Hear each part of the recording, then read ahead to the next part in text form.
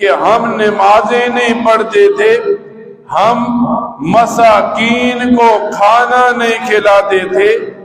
اب جب مساکین کی بات آئی تو اللہ تعالی نے ایک حق اپنا، ایک حق غیر یعنی بندے کا سامنے رکھ کر جہنم میں ڈال دیا۔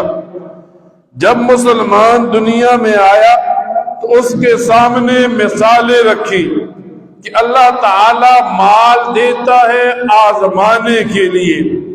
کچھ لوگوں کے پاس مال آتا ہے وہ دنیا آخرت میں کامیاب، کچھ لوگوں کے پاس مال آتا ہے وہ دنیا آخرت میں ناکام ہوتے ہیں۔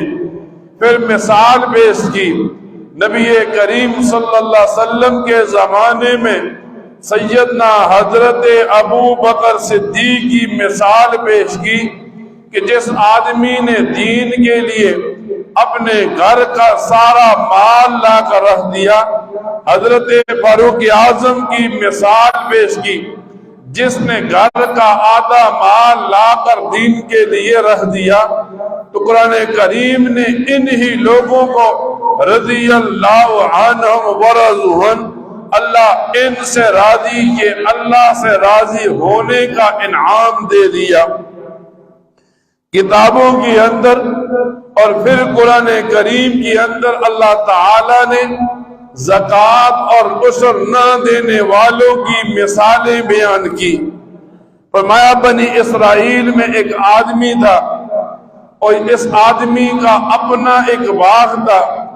یہ آدمی اپنے باغ میں محنت کرتا، جب سال پورا ہو جاتا اس آدمی کے درختوں سے پھل اترتا تو یہ آدمی اس پھل میں سے 10واں حصہ نکال کر غرباء میں تقسیم کر دیتا جو غرباء کا حق ہوتا۔ جب یہ آدمی فوت ہو گیا، اس کے 3 بیٹے بڑے ہوئے۔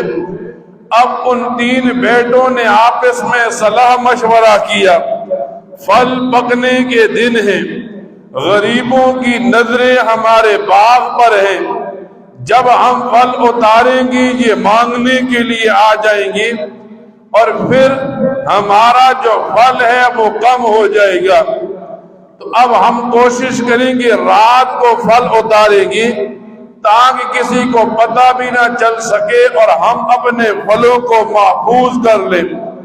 قرآن کریم میں جب اس واقعے کو بیان کیا تو اب اللہ تعالیٰ دنیا کے لوگوں کی رہنمائی فرماتے ہیں۔ ان بھائیوں نے مشورہ کیا رات کو اندھیرے میں جائیں گے، پھل اتار کر محفوظ کر لیں گے، لیکن جب وہ رات کو گھر سے اندھیرے میں نکلی، اب وہ چلتے رہے، انہیں اپنا باغ نہیں ملا تو وہ ایک دوسرے سے کہنے لگے شاید کہ ہم راستہ بھول گئے، شاید کہ ہمارے باغ کی جگہ یہ نہیں ہے۔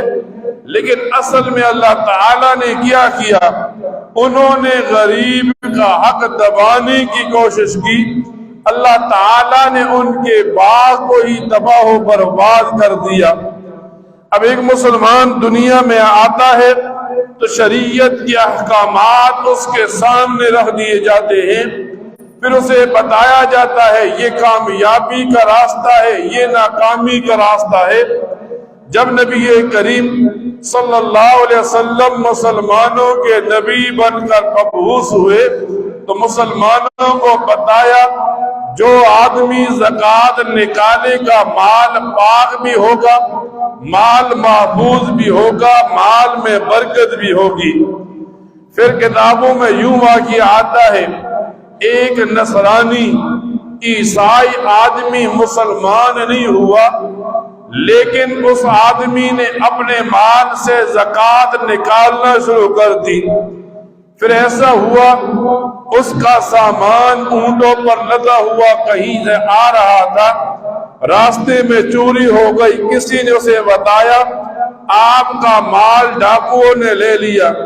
وہ آدمی مسلمان نہیں عیسائی ہے، وہ کہنے لگا میں نے مسلمانوں کے پیغمبر نبی کریم صلی اللہ علیہ وسلم سے سنا ہے جو آدمی مال سے زکوٰۃ نکالتا ہے اس آدمی کا مال محفوظ ہو جاتا ہے، ایسا ہو ہی نہیں سکتا۔ اس وجہ سے مسلمانوں کے پیغمبر وہ صادق اور امین ہے، ان کی زبان پر جھوٹ آ ہی نہیں سکتا۔ پھر ایسا ہوا 2-3 دنوں کے بعد قافلہ پہنچا تو اسے بتایا گیا آپ کے اونٹ کے پاؤں میں زخم تھا جو قافلے کے ساتھ نہیں چل سکا، اس وجہ سے آپ کا مال محفوظ ہے۔ اس عیسائی نے کلمہ پڑھ لیا اور کہنے لگا میں مسلمان نہیں تھا لیکن میں نے نبی کریم صلی اللہ علیہ وسلم کی بات مانی تو آج میرا مال محفوظ ہو گیا، اب میں ان کی بات مان کر ایمان لاتا ہوں، کل میں قیامت میں محفوظ ہو کر جنت میں جاؤں گا۔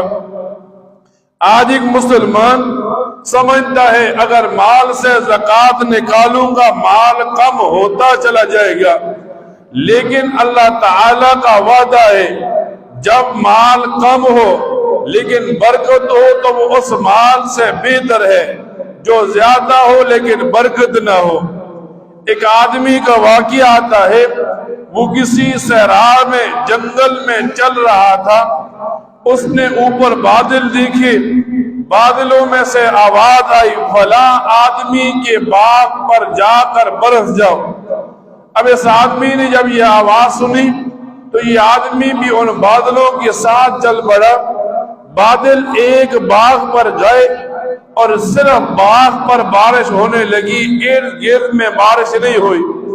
اس آدمی کو بڑا تجسس ہوا، یہ آدمی باغ کے مالک سے ملا، اس سے پوچھا یہ کیا معاملہ ہے؟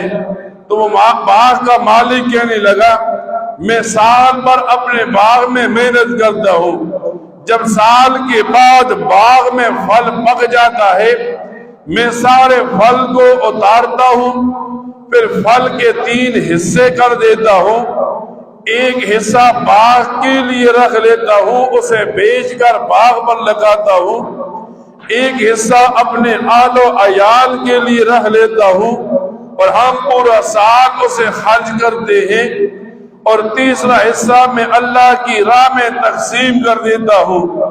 اور کبھی ایسا نہیں ہوا کہ مال کم ہو، کبھی ایسا نہیں ہوا کہ بارش کی ضرورت ہو اور بارش نہ برسے۔ آج ایک مسلمان